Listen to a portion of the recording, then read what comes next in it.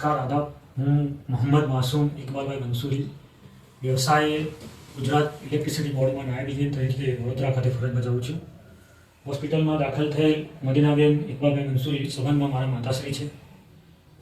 તેઓ શ્રીમતી છેલ્લા 5 વર્ષથી હાઇપર એસિડિટી એટલે ખૂબ ઊંચા પ્રમાણમાં એસિડિટી અને ખોરાક પાચનની સમસ્યા અને એનાથી લીધે જે ગેસ થાય એની સમસ્યાથી પીડાતા હતા. અને અસંખ્ય સાહેબશ્રીઓ ડૉક્ટરશ્રીઓની સારવાર લીધેલ, પરંતુ એસિડિટીમાં કે ગેસમાં એમને કોઈ નિરાકરણ આવતું ન હતું.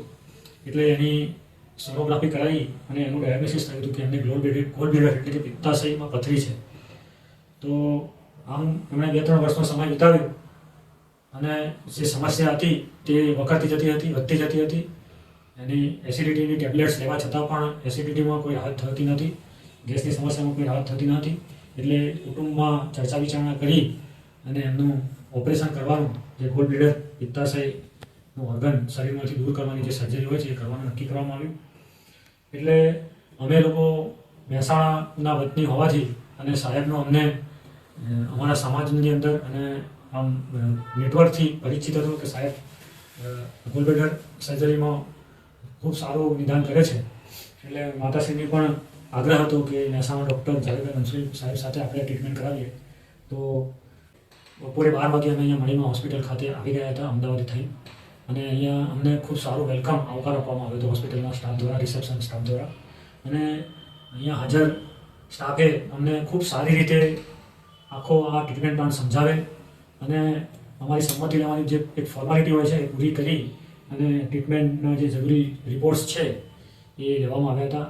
અને માલિકની મહેરબાનીથી, ઈશ્વરની મહેરબાનીથી એમના રિપોર્ટ્સ ઓપરેશન માટે જે સારા હોવા જોઈએ એવા રિપોર્ટ ડૉક્ટર સાહેબને લાગતા લગભગ 5:30 વાગ્યાની આજુબાજુ અમારા માતાશ્રીનું ઓપરેશન માટે એમને ઓપરેશન થિયેટરમાં લઈ જવામાં આવ્યા. એના પહેલાંની તમામ ટ્રીટમેન્ટ પણ ચાલુ કરી દેવામાં આવી હતી. અને હોસ્પિટલ સ્ટાફ ડગલે ને પગલે અમારા માતાશ્રી મદીનાબેન ઇકબાલભાઈ મંસૂરીની સાથે, કારણ કે વયોવૃદ્ધ હોવાને કારણે ઘણી બધી વખત એમને જરૂર પડતી હોય છે સ્ટાફની, તો એવા તમામ સહકાર સ્ટાફમાં બહેનોએ, ભાઈઓએ પૂરો પાડ્યો. અને એમની ઓપરેશનની જે પ્રક્રિયા છે એ ડૉક્ટર જાવેદભાઈ મંસૂરી સાહેબે નિયત સમયમાં પૂરી કરી અને આવતા અમને અમારી નજર સમક્ષ એમની મુલાકાત કરાવી હતી અને એમની ખબર તો પૂછાવડાવી હતી. અને એમનું જે ઓર્ગન શરીરમાંથી ગોલ બ્લેડર દૂર કરવામાં આવ્યું છે એ પણ અમને પ્રત્યક્ષ ફિઝિકલી બતાવવામાં આવ્યું હતું અને ખૂબ સારી રીતે ત્યાં પણ સમજાવવામાં આવ્યું હતું.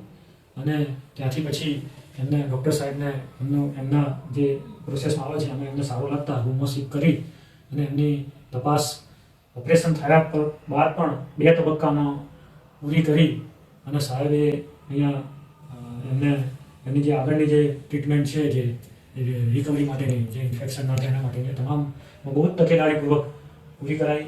અહીંના સ્ટાફમાં જે નર્સિંગ બહેનો છે, ભાઈઓએ ખૂબ સારી રીતે એમનું આખી રાત એમની જે દેખરેખ રાખી અને સવાર સુધી ડગલે પગલે એમનું સાર સંભાળ રાખી. અને સવારે એમને હળવો ચા નાસ્તો પણ આપવામાં આવ્યો.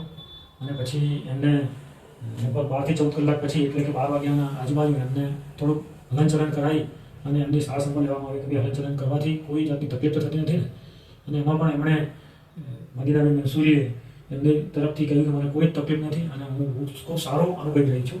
અને અત્યારે હાલ પણ તેઓ અત્યારે બેઠા છે એની અંદર પણ આપ જોઈ શકો છો કે એ એમના ચહેરા ઉપર કોઈ જાતની બીક કે ગભરામણ કોઈ છે નહીં.